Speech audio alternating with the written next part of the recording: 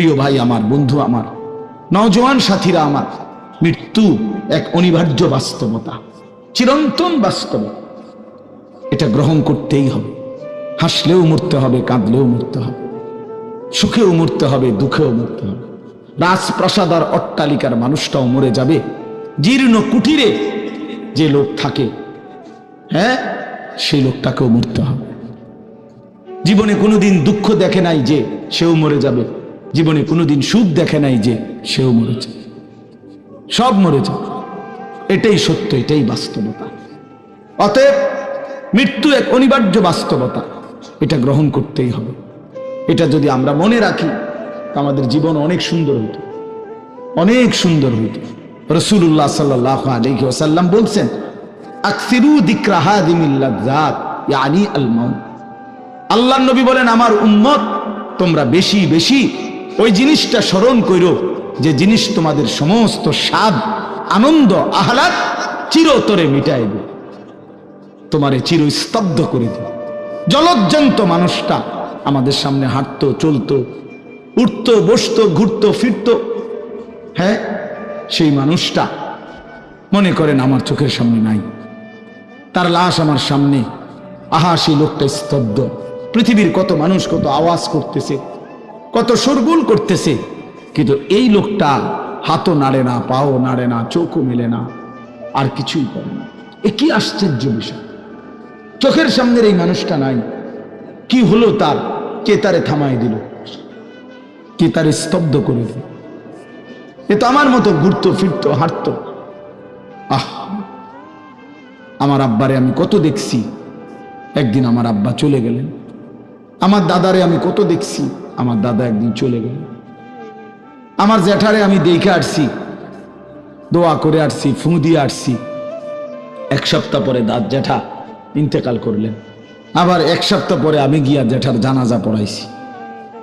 এই তো বাস্তবতা। যুবক ভাই, তুমিও মনে রাখো, বয়স্ক বাবা আপনিও মনে রাখেন। হাসান বসরি রহমতুল্লাহ আলাইহি একজন বড় বুজুর্গ ছিলেন। উনি বলতেন, তিনি যখন কোনো যুবককে দেখতেন আর বয়স্ক দেখতেন, তো তিনি যুবকদেরকে বলতেন, ইয়া মা'শারাশ শাবাব ইন্না যারআ কাদ তুদরিকুহুল আহাতু ক্বাবলা আন ইয়াবলুগা। তিনি উপদেশ দিতেন, হে যুবকগণ শোনো, সব ফুল, সব ফল, সব গাছ চারা পরিপক্ক পাকা পর্যন্ত পৌঁছায় না, তার আগেই অগণিত ফুল, অগণিত ফল, অগণিত চারা গাছ ঝরে যায়, ঝরে যায়। এটা উনি মনে করাইতেন মৃত্যুর কথা। উনি এটা বুঝাইতেন, যুবক তুমি দেখো, একটা আম গাছের মধ্যে যতগুলো মুকুল ধরছে ফুল, সবগুলো আম হয় না। যতগুলো আম ধরছিল ছোট ছোট, সবগুলো বড় পাকা পর্যন্ত যায় না, তার আগেই ঝরে যায়। ঝরেই যায় বেশি, থাইকা যায় অল্প। তার মানে যুবক, কিশোর, তরুণ এই বয়সেই মৃত্যু হয় বেশি, বৃদ্ধ পর্যন্ত পৌঁছে কম।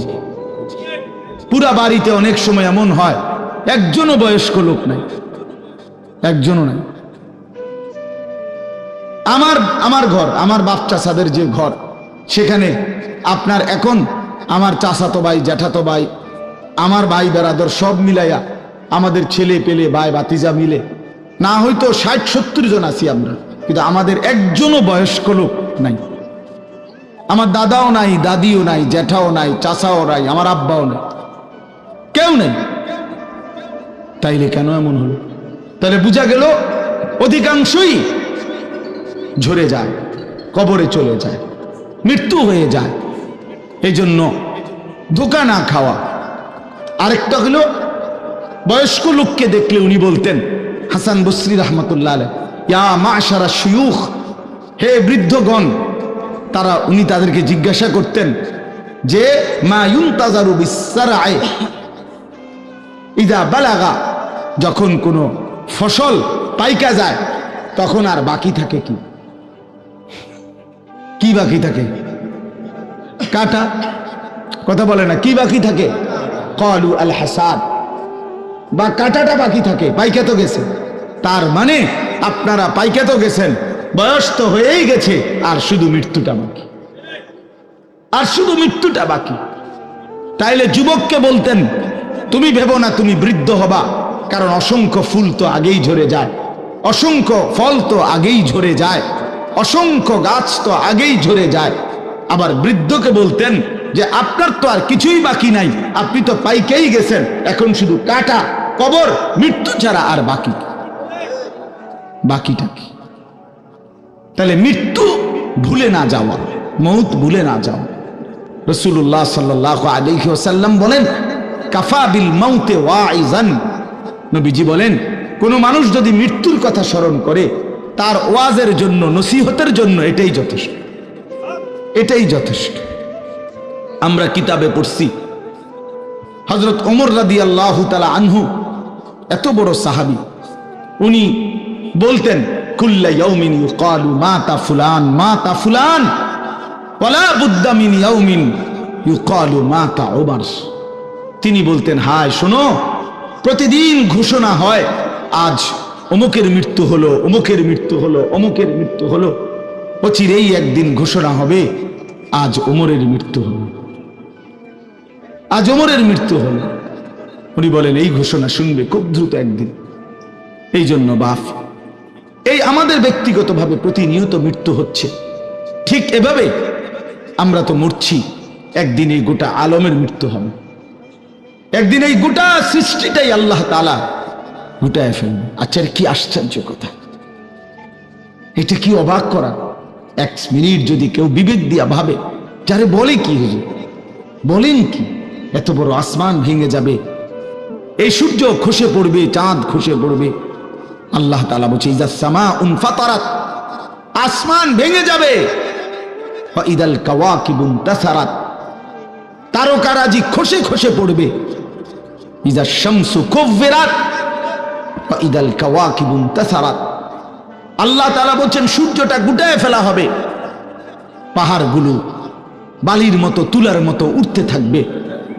ইদা রাজ্জাতিল আরদু রাজ্জা, এই জমিনের মাটিগুলো রেজা রেজা, পাউডার পাউডার হয়ে যাবে। ওয়া ইদাল বিহারু ফুজ্জিরাত, সমুদ্র, খাল, বিল, নদীর পানিগুলো সব টকবগে উতরাইয়া গরম হইয়া বাষ্পের মতো উড়ে যাবে।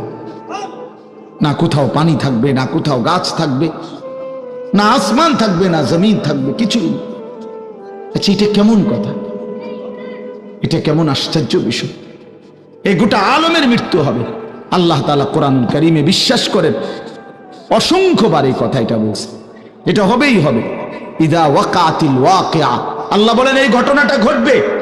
লাইসা লি ওয়াকাতিহা কাযিবা, এই ঘটনা মিথ্যা মনে করার মতো কেহ নাই।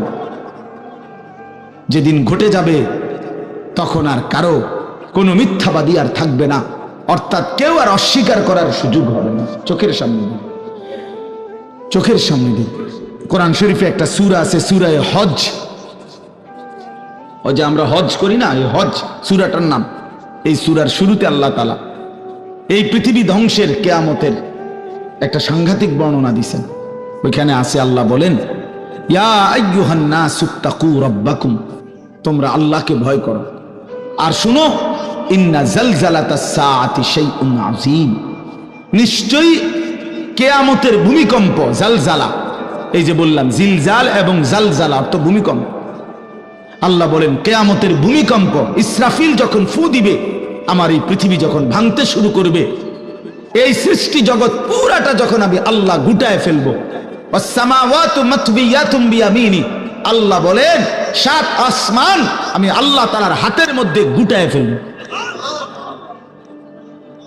গুটায় ফেলবো। তুমি জানো না আমার ক্ষমতা। কুল্লু মান আলাইহা ফান ওয়া ইয়াবকা ওয়াজহু রাব্বিক, সব শেষ করে দেব আমি, শুধু আমি আল্লাহই থাকবো, শুধু আমি আল্লাহই থাকবো। তো আল্লাহ তাআলা বলেন, এই ইসরাফিল ফু দিলেই, শুরু করিলেই জমিনে ভূমিকম্প শুরু হবে।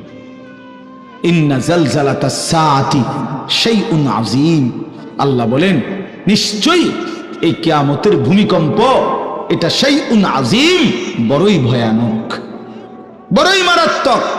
কারণ দুনিয়ার ভূমিকম্প এক নাম্বার হলো, বর্তমানের ভূমিকম্প কখনো 30 সেকেন্ড, কখনো 40 সেকেন্ড, কখনো 47 সেকেন্ড, 50 সেকেন্ড, এই সেকেন্ড সেকেন্ড, মিনিট 47 মিনিট নি ভূমিকম্প হয়। কথা কর না কেন? 30 মিনিট ভূমিকম্প হয়। 30 মিনিট ভূমিকম্প হইলে আমাদের 14 গোষ্ঠী থাকবো নি কেউ? 30 সেকেন্ড, 40 সেকেন্ড হয় ভূমিকম্প। এইটুকুতে একে তো সময় সামান্য, দ্বিতীয়ত হলো একসাথে গোটা পৃথিবীতে হয় না, এদিকে হলে ওইদিকে হয় না এরকম। কিন্তু আল্লাহ তাআলা বলেন ইসরাফিল ফু দিলে যে ভূমিকম্পটা হবে, সেই ভূমিকম্পটা গোটা পৃথিবী একসাথে নাড়ায় দিবে, একসাথে নড়বে। 47 সেকেন্ড না, কতক্ষণ সেটা আল্লাহই জানে। তখন অবস্থা কি হবে? মানুষের আতঙ্ক, এই ভূমিকম্পে আতঙ্ক। হ্যাঁ, আমি একবার চাঁদপুর মাহফিলে ছিলাম, রাত্রে ঘুমাইছি মসজিদের রুমে, ইমাম সাহেবের রুমে। এই সময় ভূমিকম্প আইছে, দরজা খুলে দিছি দৌড়, মসজিদের মাঠে আইছি দাঁড়াইয়া, চাই যে পুরা গ্রামের মানুষ সব আইসা পড়ছে, হই হুল্লোড় চিৎকার, হায় হায়। অথচ সবাই চিৎকার দিতে দিতে ভূমিকম্প শেষ। ভূমিকম্প হয়েছেই তো অল্প একটু, কিন্তু এটুকুর আতঙ্কেই যা হুজুর পাবলিক বরাবর। কিসের হুজুর আর কিসের পাবলিক, বক্তা শ্রোতা সমান। এই এখন মনে করেন ভূমিকম্প হইলে আমরা সব দিন দৌড়, আমি বুজুর্গি দেখাইবো এটা। হ্যাঁ, আমি একটা বড় হুজুর বেটা প্রধান বক্তা, আমি লড়লে কি মানুষে কি করব? আপনি কি করবেন আমার সময় কো, আমার জান নিয়ে টানাটানি। আল্লাহু আকবার। তো এই সামান্য ভূমিকম্প, কিন্তু আল্লাহ তাআলা বলেন ইসরাফিল সিংহা ফু দিলে যে ভূমিকম্প হবে বান্দা, সেটা বড়ই ভয়ানক, সেটা সারা পৃথিবী নড়বে একসাথে। তখন কি হবে? মানুষের আতঙ্ক। ইয়াউমা তারাউনাহা তাযহালু কুল্লু মুরদিআতিন আম্মা আরদাআত। এই 1 নম্বরে আল্লাহ বলেন যে মা তার বাচ্চাটাকে দুধ পান করাইতেছিল, এই কোলের বাচ্চা, দুধের বাচ্চা, আপন মা তার দুধের বাচ্চা ভুলে যাবে, ফেলে দিবে, ছুঁড়ে মারবে, আর মা পাগলের মতো দৌড়ানো শুনবে। কোরআন শরীফের আয়াত।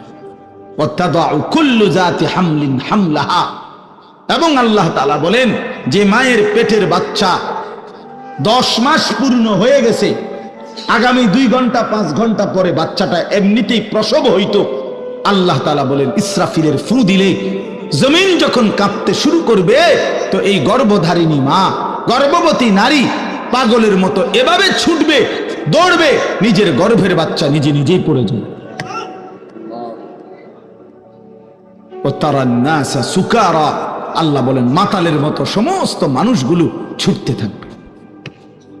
ফাইদা বারিকাল বাসার ওয়া খাসাফাল কামার ওয়া জুমিআ আশ-শামসু ওয়াল কামার। আল্লাহ তাআলা বলে চন্দ্র সূর্য আলোহীন হয়ে যাবে, সূর্য চন্দ্র এক হয়ে যাবে। ওয়া জুমিআ আশ-শামসু ওয়াল কামার ইয়াকুলুল ইনসানু ইয়াওমাইদিন আইনাল মাফার।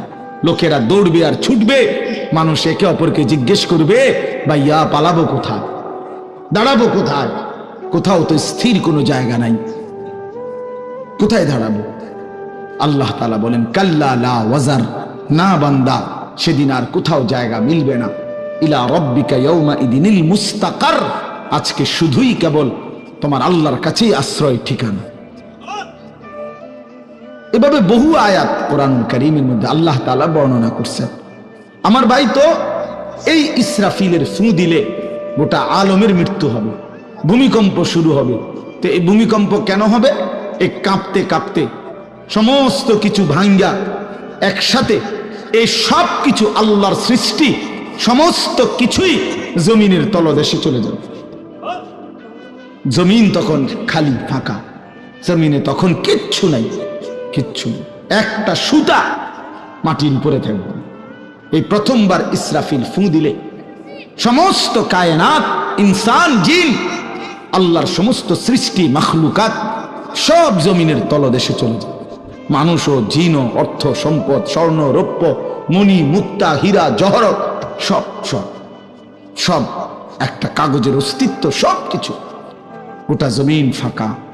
এভাবে কতদিন আল্লাহই জানে, কতদিন আল্লাহই জানে।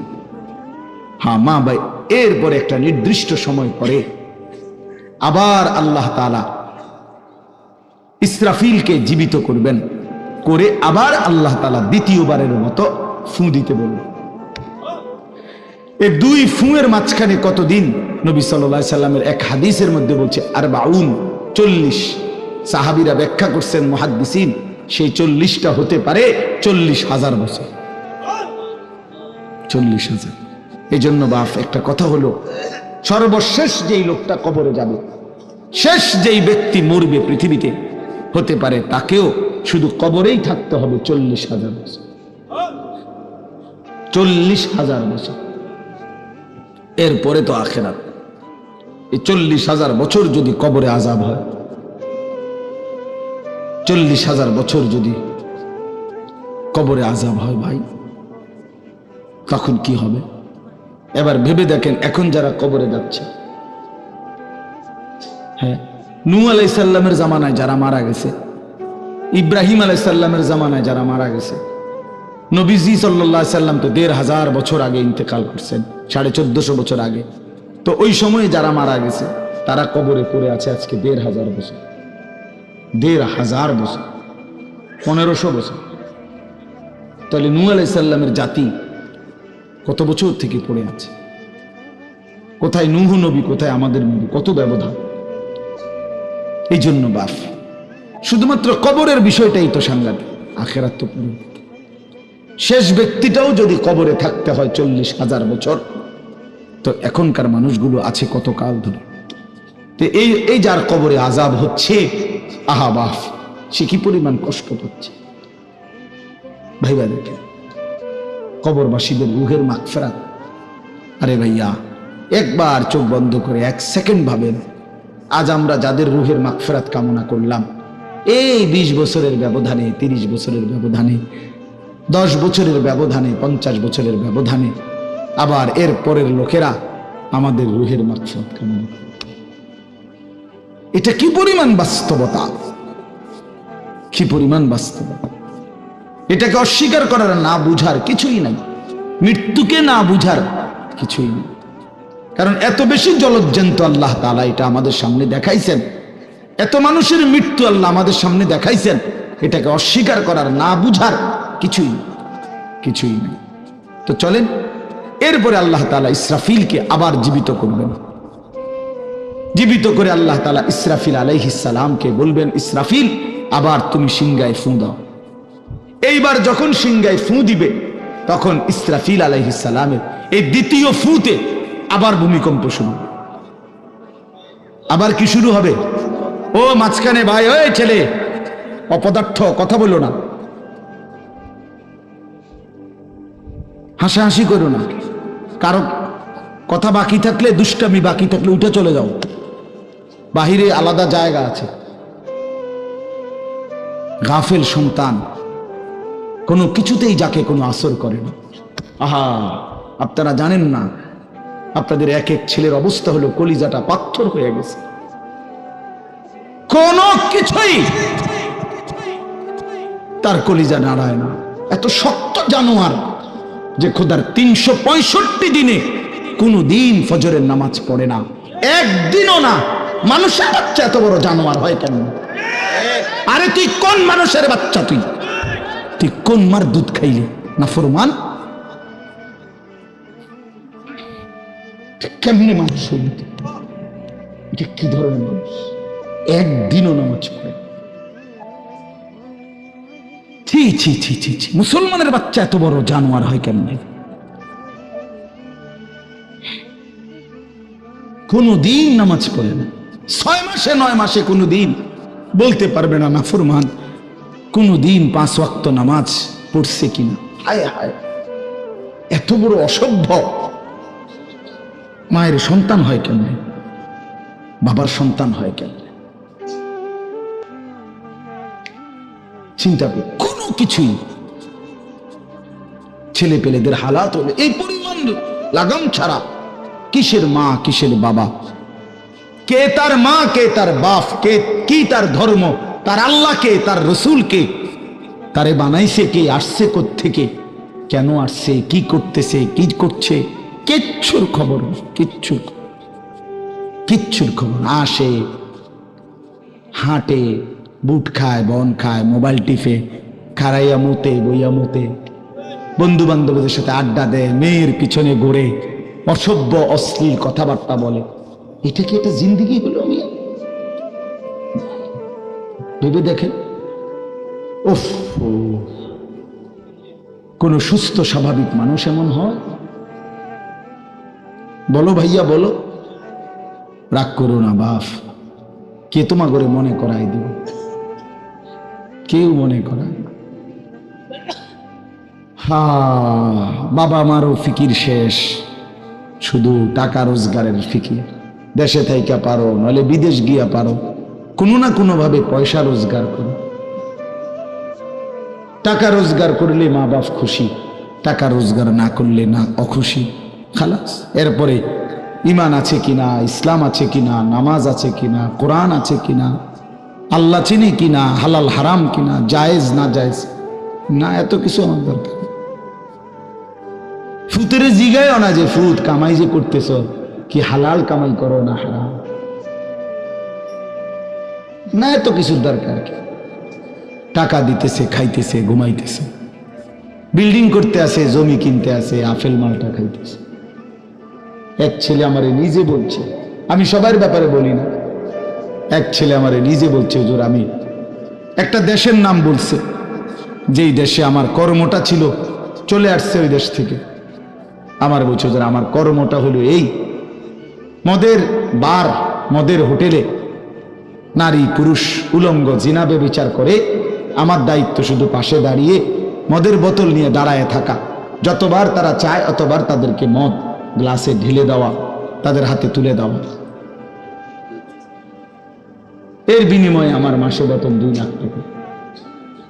মুসলমান, মুসলমান, মুসলমানের সন্তান, বাংলাদেশের সন্তান। তো এই টাকা যখন বাবা খাচ্ছেন,